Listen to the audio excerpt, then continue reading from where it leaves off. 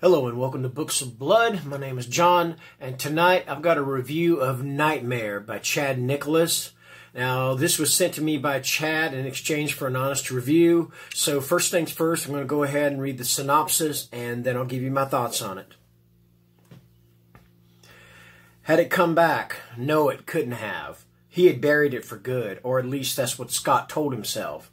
But what if it had? Was that why the Scarecrow now watched him? But the more Scott tries to ignore it, the more the evidence begins to pile up. So do the bodies. Because sometimes the dead don't stay buried. Sometimes the monster survives. As the bodies mount and the secrets of his past grow more haunting, Scott must do whatever it takes to save his family. But what if by doing so, they found out what happened all those years ago? What if they realized what he did? Scott learns that there is no escape from his own past, or the crows that have crawled out of it. He can only watch as his life is turned into a living nightmare. Okay, so first things first, I'm going to tell you this. I am not psychological horror is not my strong suit. All right? I am not big on psychological horror. I usually try to pretty much avoid psychological horror. I read very little of it. All right? I can probably name, as far as, I can probably name on one finger the books I've read that are psychological horror. But that being said, this book, which is definitely psychological horror, and there's a little more to add to that, all right? This book had me enthralled from the very get-go.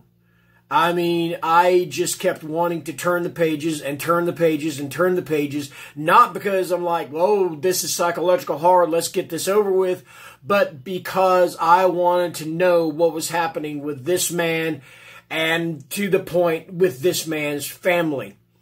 And also, when I say psychological horror, I will say this. All right, one of the things I did while I was reading this book was, first of all, I reached out to Chad on Instagram and I started talking to him about the book and stuff, started giving my thoughts on it as I was reading it, so that kind of helped. And so toward the end of it, I let him know what the rating for the book is and stuff and how I felt about it. And I asked him, I said, would you consider this book to be psychological horror all the way? And he said, I kind of started off writing a supernatural horror novel. He said, but it kind of started segueing into psychological. He said, what is your take on it? And I said, you know what? I said, to me, and this is just a thing, and I almost did this review for this book as part of my Werewolf Wednesday. It's not a werewolf novel, per se. I really hate that expression, per se. Where that came from, I don't know. But anyway, I told him, I said, to me, this is like you set out to write a supernatural werewolf novel, but without the fur and fangs, and somewhere along the way it became psychological. Now, one thing about this book, there is a lot of talk, not a lot of talk, but there is the whole thing with the DID, dissociative identity disorder. All right, so because basically what it is, it's about that. It's about another personality within this guy, within Scott. I don't want to give away too many spoilers about it, and I asked him, I said, do you think it would be okay to mention the DID thing? And he said, a lot of people already have, so I don't see the harm in it. So that's why I'm mentioning it. All right. One of the things that drew me into this book as I was reading it, and it's very close to the beginning of the book, is there's a scene with his family, a scene with his wife. It's very loving. There's a scene with his, I believe his son, very loving. And then there's a scene with his daughter, and it's his oldest daughter. She's like 18, I think. Very loving scene, very sweet scene. And then there's a part where he mentions that he looks over at his daughter's bedroom door and all the locks on it. And I'm thinking to myself, wait a minute. I mean, this is this loving family. I mean, they're hugging, they're loving each other, they're joking around and stuff. But then you look and you're like, there's like 5 or 6 locks on his daughter's bedroom door. What gives? I want to know more. That's why I kept going on and on with this book. I wanted to know more. I wanted to know, why did she have those locks on her door? What happened to him? Why does he suffer from this DID? And you find out. And it's a very horrific thing. And I will give you trigger warnings. There is a lot of child cruelty in this book. All right? A great deal of child cruelty.